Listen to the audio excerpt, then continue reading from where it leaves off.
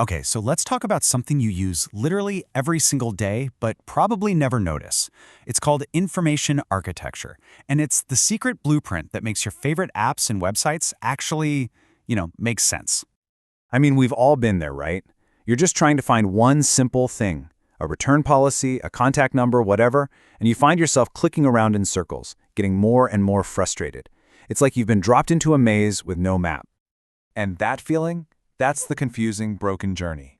But then, you've got the other side of the coin, the effortless and efficient journey, the one where everything is just right where you think it should be. The huge difference between these two experiences, it isn't luck, it's design. And more specifically, it's great information architecture. So here's how we're going to break it all down today. We'll start with that feeling of frustration. Then we'll uncover the blueprint for making things clear. We'll get into how to build for the user, how to design for what's next. And finally, we'll tie it all together with why this is so incredibly important. First things first, let's really dig into that broken journey. Because getting this stuff wrong isn't just a small hiccup, it has some pretty high costs.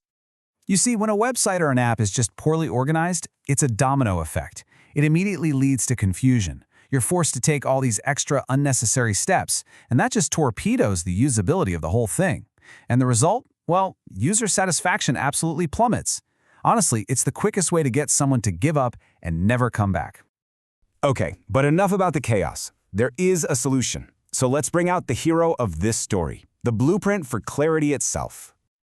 So what even is information architecture, or IA for short? Well, at its heart, it's really just the process of organizing all the stuff, the content, the features, the menus, in a way that's structured, logical, and just clicks for the person using it. It's all about bringing order to what could easily be chaos. This quote really just says it all. IA is the architectural backbone. Think about it. You wouldn't build a house by just throwing up some walls, right? No, you need a solid foundation, a frame. And in the digital world, you can't build a great app without a solid information architecture. It's the very first, most fundamental piece of the puzzle. Okay, so we get what it is. How do we actually build this thing? Well, the trick is to stop thinking about how we would organize things and start thinking about how the user does. It's all about building for them. And that really comes down to 4 key activities. First, you categorize information and group things that belong together. Second, and this one is absolutely crucial, you have to match the user's mental model. That's just how they expect things to work in their head. Like, we all expect a shopping cart icon to be in the top right corner of a store's website, right? That's a mental model. If you mess with that, you create instant confusion. Then you design logical hierarchies. And finally, you prioritize what's most important. And the whole point of all this hard work is to reduce something called cognitive load. Now, that's just a fancy term for making something easy to think about. Imagine a perfectly organized grocery store. The signs for dairy, produce, bakery are super clear. You don't have to think, you just go. Your brain isn't working overtime just to navigate. That's low cognitive load. And good IA does the exact same thing for a digital product. And the results of all that? You get a system that just feels intuitive. It's something people can pick up and use without needing to read a giant manual or a bunch of help articles. It just makes sense.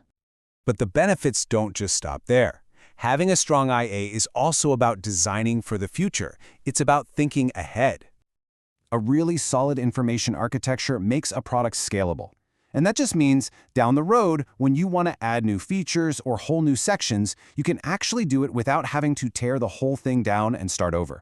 The logical structure is already there, ready for you to plug new things in. So where does this fit into the whole design process? Well, as you can see here, IA planning happens right at the very beginning. It comes way before you're drawing wireframes, before you're thinking about user flows, and definitely before you're making things look pretty. It is the foundation for everything else that's going to happen.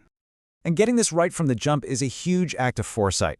It will save you an unbelievable amount of time, money, and headaches because it prevents you from having to do a massive, painful, and super expensive redesign later on. All right, let's tie this all together. Let's talk about the final takeaway. Why does all this matter so much? This table really sums it up perfectly, doesn't it? With good IA, you get an effortless experience, high usability, and a future that's ready for growth. With poor IA, well, you get a confusing, frustrating mess that's a nightmare to change. The choice is pretty clear. And if you take away only one thing today, please let it be this. A product can look absolutely gorgeous. It can have stunning graphics, beautiful colors, slick animations, the whole package.